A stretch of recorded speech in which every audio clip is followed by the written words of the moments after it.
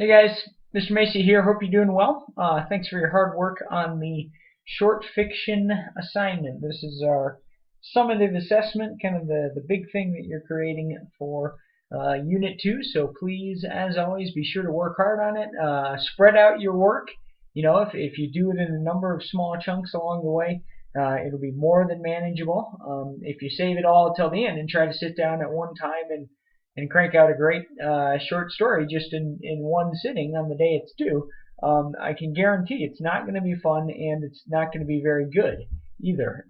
So please spread out your work. All right, I just want to go over a few things that we're looking for in this short story. So 400 to 800 words approximately. Going for the plot diagram, a traditional plot diagram, and if you do the short story pre-writing assignment, you'll see the information on that.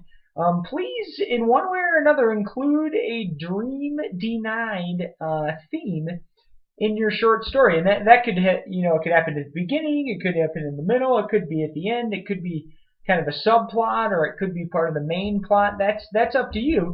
But something about a dream denied, and that basically what that means is one of the characters has some kind of a dream, but they're having trouble achieving it, or maybe not achieving it, or maybe they do achieve it. You could include that if you want.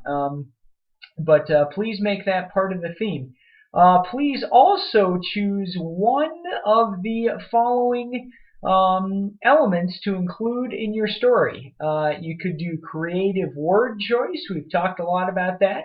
You could do some foreshadowing. We've talked a lot about that. That was in the Rose for Emily story. You could do some flashback or flash forward if you want, or you could also have setting as a major theme in the story.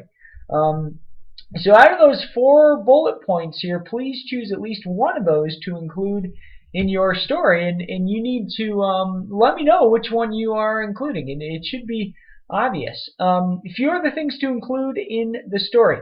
You need a nice opening that quickly engages the reader, so pull us in right from the start. You need dialogue, narration, and description that tell us what's going on with the plot. Dialogue, that just means conversation, okay? So some kind of conversation between characters. You need a nice conclusion that sort of wraps it up in an interesting and exciting way.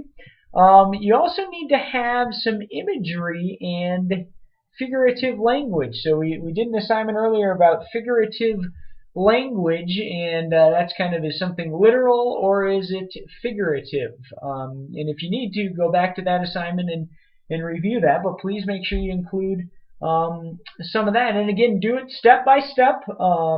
You'll be, of course, turning in the assignment to both turnitin.com and to Schoology.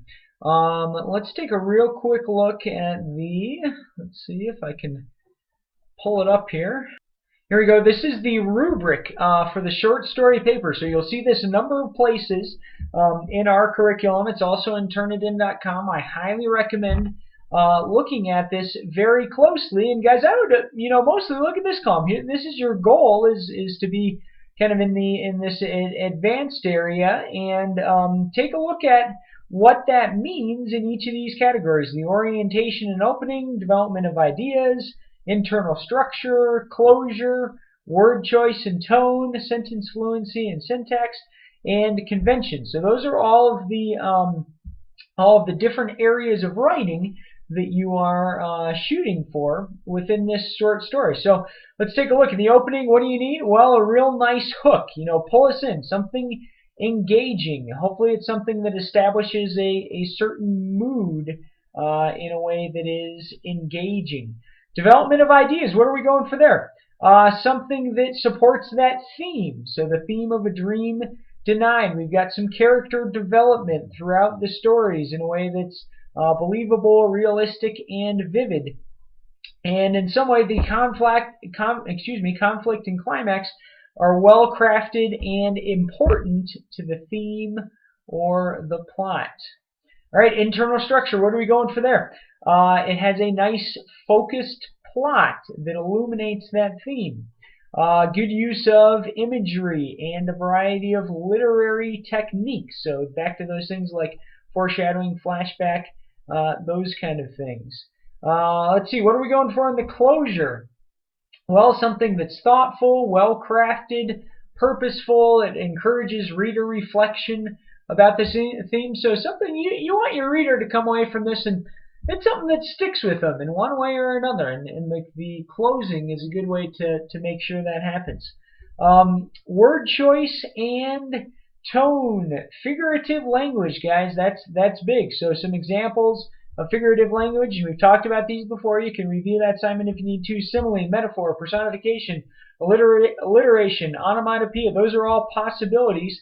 Please make sure that you include some figurative language. Okay. Let's see what else. Sentence fluency and syntax. You want to make sure that you have some variance in your sentences. In other words, some long ones, some short ones, sentences of a variety of styles and mixtures. So please make sure that you go for those. And then finally, conventions, that's kind of the nuts and bolts and the editing. So we've got minimal editing errors. Hopefully the peer editing discussion will help us with some of those. And please make sure that you're staying on top of those. All right, guys, so that's in a nutshell. Those are some of the things we're looking for in the final short story that you create. Please, as always, let me know how I can help. And like I said, work hard on this and space out your work.